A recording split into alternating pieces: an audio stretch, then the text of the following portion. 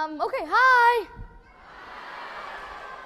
So before I start my little talk with you guys today, I want to ask you a little question. How many times do you smile every day? Once? Twice? Twice, everyone? More? More than twice? Oh yeah, we smile every day. We smile when our dog licks us in the face. We smile when we receive a surprise birthday present. Sometimes a smile could be even as simple as hearing the rain tapping clickety-clack on your doorstep, or maybe completing a new Xbox challenge. A lot of sorts of emotions could generate a smile. But what is a smile? Why should we smile more? And how do we smile?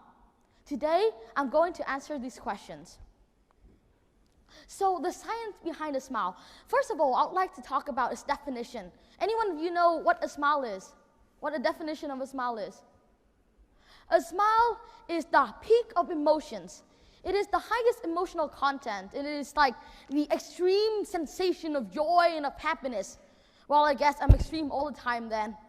Well, I mean, yeah, I smile a lot. And well, this peak of emotion, but now that we've known that the definition of a smile, what does our brain do when we smile? First of all, let's take an example. For example, you've met a friend on the street that you haven't met for such a long time, and you're like, hey, oh my gosh, it's such a long time since I've met you, I miss you so much. And that time, the neuronal signals are going to travel to the sensory cortex of your brain. From there, it's going to be carried down to your brainstem, which is the oldest part of your brain. From there, the cranial muscle is going to carry these neuronal signals even further down towards your smiling muscle, generating a smile. Sounds simple enough, right? Well, as simple as it may sound, a smile is a very instantaneous process. After the contraction of our mouth muscle, it's going to send a feedback loop back to our brain, signaling that we are feeling good, enhancing our sensation of joy. According to some recent researches, a smile, especially the smile of a baby, could be as worthy as 2,000 pounds of chocolate or $16,000. That's a lot of money in chocolate, right? So any one of you here is a chocolate lover? Oh yes. I myself, I'm a huge chocolate lover too. Well, now we know what to do when we don't have a huge bar of Hershey or Reese in our pocket.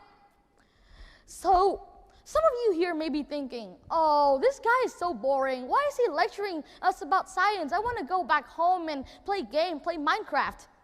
Well, the ultimate reason of why I'm here today is not to lecture you about science or about anything, but is to tell you a little story to ultimately convince you to smile more every day. So this story, once upon a time, there was a little boy in a little place who loves to come to, dreams of coming to a place called America. To him, that land is the dreamland. It is the land of the free, where all dreams come true, where unicorn flies in the sky. Well, I mean, that is not true, but anyway. So, only a few months earlier, his dream turned into a reality, when with the help of his friends, of his families, he had been able to step foot on American ground. That day, he was the happiest man that he has ever been. However, that didn't last long, because only a few days later, he was overwhelmed with a sensation of extreme sadness and desperation. He just wanted to go home with his parents. He just wanted to quit everything.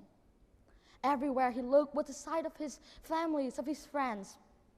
It was on a Saturday morning that it was a 13-year-old boy sitting next to the window, gazing out to the direction of home, thinking of what he would be doing when he was at home, tears on his face, when he suddenly spotted a little thriving tree sprout.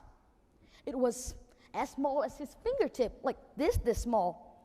But however, it thrived and it grew even way better than all the trees around it.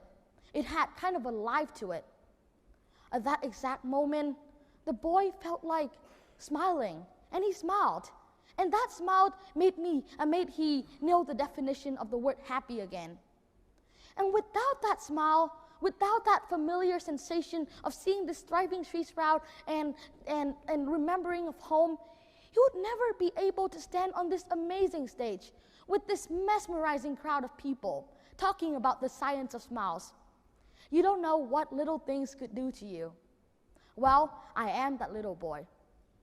So coming here today, I only have one challenge to propose to you: to smile at least 5 times genuinely every day. Give the janitor a smile when you walk past her at school. Give the teacher a smile when you see him, her, or him. Give the new friend at school a little smile.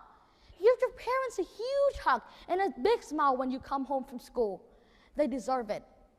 To quote a movie that is my absolute favorite, that has also been presented here, The Book of Life. You can write the story of yourself. So why not start writing that story by a smile? Thank you so much for listening, and happy Halloween.